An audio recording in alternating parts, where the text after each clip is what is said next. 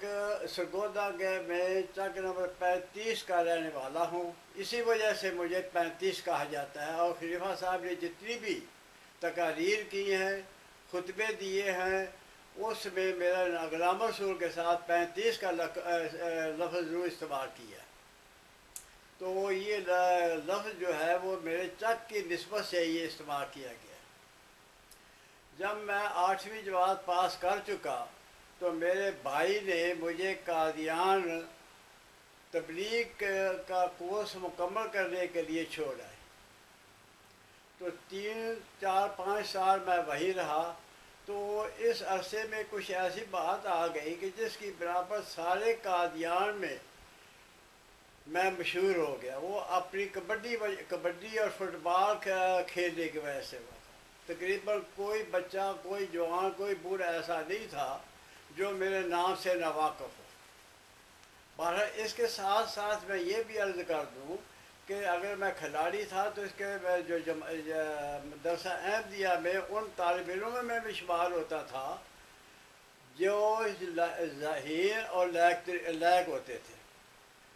تو اس کے ضمن میں یہ بھی بات عرض کر دوں کہ ایک دفعہ مضمون نویسی کا مقابلہ ہوا. اس کا عنوان تھا مسلم موعود اور ہماری ذمہ داریاں. اس مضمون میں نے حصہ لیا تھا اور میں اس میں ساری جماعت میں فرسٹ آیا تھا. تو میں یہ عرض یہ کر رہا ہوں کہ میرا بھائی وہاں چھوڑا ہے تو میں نے تبلیغی جماعت کا کورس شروع کر دیا. 4 سال کے بعد جب تقسیم ہند کا وقت تقسیم ہند ہوا، اس وقت گرمی کا موسم تھا. تو اس وقت میں چھٹیوں میں اپنے گاؤں آیا ہوا تھا. تو فتنہ فساد شروع ہو گئے، ہنگامے شروع ہو گئے. تو خلیفہ صاحب نے ایک خطبہ دیا جس میں کہا کہ میں نے مرزا صاحب کی قبر پر جا کے یہ حلف اٹھایا ہے کہ میں یہ قادیان چھوڑ کر نہیں جاؤں گا اور یہیں مروں گا. تو جب ہم نے یہ خطبہ سنا تو اس کے ساتھ خلیفہ صاحب نے یہ بھی کہا کہ جو جوان اپنے اپنے گھروں میں گئے ہوئے ہیں، چھٹیوں پر گئے ہوئے ہیں، وہ اب مرکز کی حفاظت کے لیے، قادیان کی حفاظت کے لیے وہ یہاں آ جائے. تو ان کے اس خطبے اور اس تقریر کو سن کر میں بھی لاہور آیا، رتن باغ میں ٹھہرا. تو ابھی ہم رتن باغ میں پہنچے ہی تھے تو یہ معلوم ہوا کہ خلیفہ صاحب تو وہاں آپ یہاں سے آ گئے ہیں، قادیان چھوڑ کر آ گئے ہیں. اور سب جانتے ہیں وہ کیسے آئے، سب کو معلوم ہے. وہ برقع پہنا، ہوائی جہاز میں سوار ہوا اور رتن باغ میں آ گیا. اس وقت یہ بھی میں بتا دوں کہ شاید آپ لوگوں کو خیال ہو کہ اس وقت ایک جہاز خریدا گیا تھا اور اسی مقصد کے لیے خریدا گیا تھا کہ اگر کوئی ہنگامہ وقت ایسا آ جائے کہ مجھے قادیان چھوڑنی پڑے تو میں فوری جہاز پر چڑھ کر واپس اپنے کسی محفوظ مقام پر پہنچ جاؤں. سو خیر یہ بات انہوں نے جب کہی تو ہم نے یہی سمجھا کہ چاہے حضور کی کیونکہ زندگی ہمارے لیے بہت ضروری ہے، اگر وہ یہاں پاکستان میں آ گئے ہیں تو بہتر ہے. تو میں اس ایک کانوائے کے ذریعے قادیان پہنچا. اب میرے لیے وہاں 2 رستے تھے. ایک تو یہ تھا کہ میں قادیان میں رہ کر مرکز کی حفاظت کروں، دوسرا یہ تھا کہ میں باہر جا کر کسی گاؤں میں قادیان کی حفاظت کروں.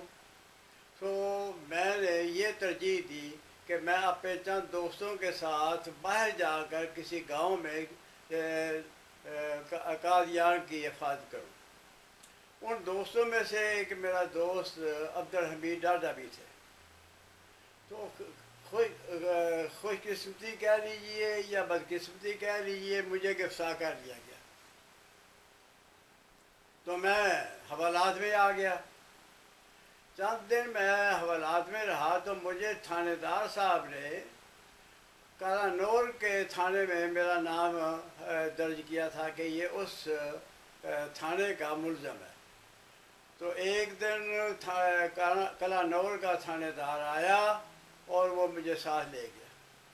تو رستے میں شام ہو گئی تو مجھے پتہ ہے کہ چند ایک سکھ اس کے ساتھ ملے، انہوں نے کہا کہ یار اس مسئلے کو کہاں لے جا رہی، یہ نہر بہہ رہی ہے، کرپان کے ساتھ اس کا سر کاٹو اور اس کو میں پھینکو۔ بہرحال تھانے دار نے ان کی وہ بات نہ مانی، مجھے کلانور تھانے دار میں حوالات میں بند کر دی۔ تو جب صبح ہوئی تو انہوں نے مجھے حوالات سے نکالا اور مجھے چھتروڑ شروع کر دی اور خوب پیٹا، حتیٰ کہ میرے لیے چلنا مشکل ہو گیا۔ بہرحال وہاں سے پھر جتنی بھی سزا کاٹی، جہاں بھی جتنے بھی سزائیں کاٹی اس حوالات میں، اس کے بعد مجھے گرداسپور کی جیل میں پہنچا دیا گیا۔ تو اس طریقے سے مجھے پھر کافی عرصہ گرداسپور کی جیل میں رہنا پڑا۔ اس کے بعد وہاں سے پھر مجھے جلندھر لے جایا گیا، وہاں قید کاٹی۔ پھر اس میں آپ لوگوں کو یہ بھی میں بتا دوں کہ میرے ساتھ فتح محمد سیال، میجر محمد شریف، عبدالعزیز پامڑی اور احمد خان نسیم، یہ ہمارے ساتھ تھے۔ شاہ ولی اللہ بھی ہمارے ساتھ تھے۔ ہم وہ عامدی تھے جو قادیان سے گرفتار کیے گئے تھے۔ تو یہاں میں ایک دلچسپ واقعہ بیان کروں گا، وہ یہ ہے کہ ایک تھانے دار کی مہربانی کا تھانے دار میں سپرنٹینڈنٹ جیل جو تھا اس کی مہربانی کا ذکر کرنے لگا۔ تو ہم پریڈ میں کھڑے تھے۔ پریڈ ایک جیل کا اصطلاح ہے کہ دو لائنیں جو حوالاتی ہوتی ہیں وہ بنا لیتی ہیں، سپرنٹینڈنٹ صاحب جیل آتے ہیں اور وہ اس میں گزرتے جاتے ہیں۔ اگر کوئی کسی حوالاتی نے یا کسی قیدی نے کوئی اپنی شکایت بیان کرنی ہو وہ ان کے ساتھ بیان کر دیتی ہے۔ تو میں جب ہم کھڑا تھا وہ سپرنٹینڈنٹ صاحب میرے پاس آ کے کھڑے ہو گئے۔ انہوں نے کہا کہ آپ منڈیا تو کتوں کا رہنے والا ہے؟ انہوں نے پنجابی پوچھا میرے کو۔ میں آخیا جی میں چک 35 دا ہوں۔ تو انہوں نے کہا کہ نتی جاننا ہے میں آخیا جی میں نتی ہائی سکول کا نہ کہ یہ طالب علم ہوں۔ خیر انہوں نے کہا کہ بھائی دیکھو ہم آپ کی کچھ بھی یہاں تو میں یہی کر سکتا ہوں آپ کے ساتھ کہ آپ لوگوں کو ایک الگ کمرہ دے دوں اور آپ وہاں رکھیں، اور مجھے یہ بھی کہا کہ اگر آپ پسند میں آپ کو اپنے گھر سے کھانا پہنچا دیا کروں گا۔ تو خیر اس کے بعد انہوں نے مجھے یہ پوچھا کہ آپ کا کوئی دوست بھی تھا وہاں؟ میں نے کہا ہاں میرے یہ دوست تھے۔ وہ خوش قسمتی سمجھ لیجیے کہ وہ لوگ اسی جلندھر میں مقیم تھے۔ ایک ایسا میرا دوست جو کہ بہادر سنگھ تھا، وہ کہنے لگا کہ وہ آگے دلی کی طرف چلے گئے، وہ یہاں نہیں ہے۔ تو جب تک میں جلندھر میں رہا، جلندھر کی قید میں رہا، اس وقت تک وہ سارے دوست میرے پاس آتے رہے اور وہ سپرنٹینڈنٹ صاحب نے مجھ پر بڑی مہربانیاں کی اور بڑی شفقت کے ساتھ انہوں نے مجھے رکھا۔ اور وہ پہلا قافلہ جو وہاں سے جیل قیدیوں کی رہائی کے لیے جنہوں نے پاکستان میں آنا تھا اس میں نے میرا نام رکھا۔ باقی اس نے پھر یہ بھی کہا جو کرنل تھا اس ساتھ لے جانے والا اس کانوائے کو، اس نے خاص طور پر کہا کہ بھائی دیکھو یہ لڑکا جو ہے نا، یہ خاص طور پر میں آپ کو تاکید کرتا ہوں کہ یہ پاکستان میں پہنچے اور کسی قسم کی گزند نہ پہنچے۔ یہ جو میں واقعہ آپ کے سامنے بیان کیا ہے یہ شکرانے کے طور پر اس سکھ سپرنٹینڈنٹ کے شکریہ کے طور پر اب تک مجھے وہ آدمی اور وہ سکھ سپرنٹینڈنٹ جو تھا وہ نتیجہ کا تھا وہ اس کا میں بیان کر دیا۔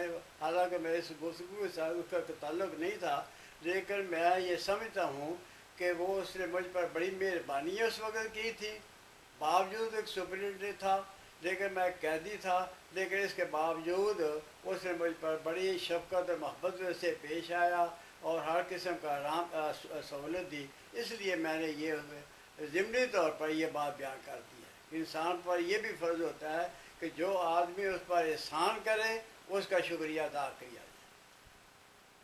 خیر، پھر میں واپس پاکستان میں آ گیا۔ اب میرا اصولی مقصد یہ ہونا چاہیے تھا کہ میں اپنی تعلیم کی طرف آؤں اور جو تعلیم ہے وہ مکمل کروں۔ اسی ضمن میں خلیفہ صاحب نے ایک